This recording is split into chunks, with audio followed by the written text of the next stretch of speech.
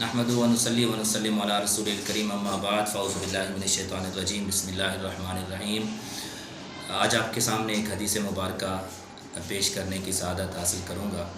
नबी करीम सल्लल्लाहु ताला अलैहि व आलिहि वसल्लम का फरमान है कि मेरी उम्मत के लिए सुबह के वक्त में बरकत रख दी गई है।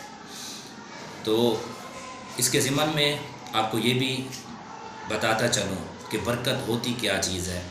तो उस सिलसिले में सिर्फ़ एक मिसाल जो है आपके सामने रखूँगा कि हम दो चीज़ों को देख लें अगर मुआशरे के अंदर, एक कुत्तों को देख लें, दूसरा बकरियों को देख लें। तो बकरियों के अंदर बरकत है, कुत्तों के अंदर बरकत नहीं है। तो हमें इस मिसाल के ज़रिए हमें ये भी अंदाज़ा हो जाएगा कि बरकत होती क्या चीज़ है और हमें बरकत हासिल करने के लिए क्या करना चाहिए इस हदीस के ज़िमन, इस हदीस के ऊपर अमल करते हुए। तो अगर आप देखें, गौर करें, तो कुत्ता जो है वो कुतिया 2 महीनों के बाद बच्चे देती है। तो 2 महीनों के बाद जब बच्चे देती है तो बच्चे उसके को कम नहीं होते, 1 2 3 नहीं होते, बल्कि तकरीबन 10-12 बच्चे होते हैं। और बकरी जो है वो 6 महीने के बाद बच्चे पैदा करती है, और वो भी 1 या 2, बहुत ज़्यादा हो तो 3 होते हैं, इससे ज़्यादा नहीं होते।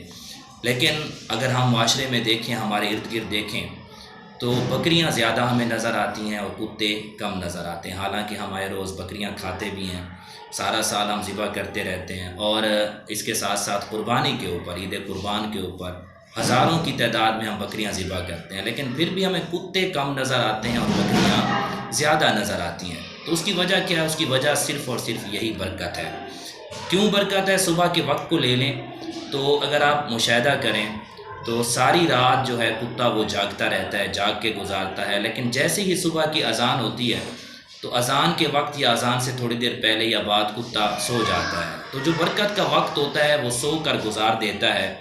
और अगर हम बकरियों को देखें, दीगर हलाल जानवरों को देखें, तो हम आए रोज़ ज़िबा भी करते रहते हैं। कुर्बानी के ऊपर लाखों करोड़ों जानवरों की हम कुर्बानियाँ करते हैं, लेकिन उसके बावजूद वो ख़त्म नहीं होते।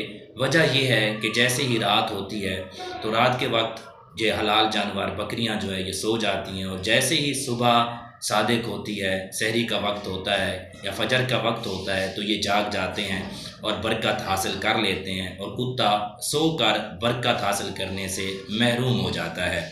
तो इस हदीस से हमें ये भी सबक मिलता है कि सुबह के वक्त में जो बरकत है, अगर हम उस वक्त को जाग कर गुजारें, अल्लाह से मांग कर गुजारें, इबादत में गुजारें, तो हम भी अल्लाह की बरकत में से जो है हिस्सा हासिल कर लेंगे।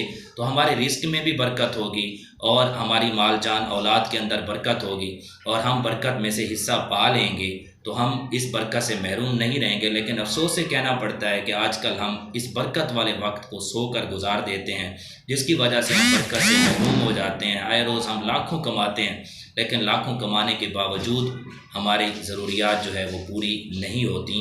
तो हमें चाहिए कि हम इस वक्त को, यानी फ़जर में उठें, वक्त से पहले वक्त पर उठ जाएं, और उठने के बाद हम वज़ू करके सुबह की नमाज़ अदा करें, अल्लाह से दुआ मांगें, बरकत मांगें, तो ज़रूर हमारे रिस्क में भी बरकत होगी और हम खुशहाल ज़िंदगी गुजारेंगे।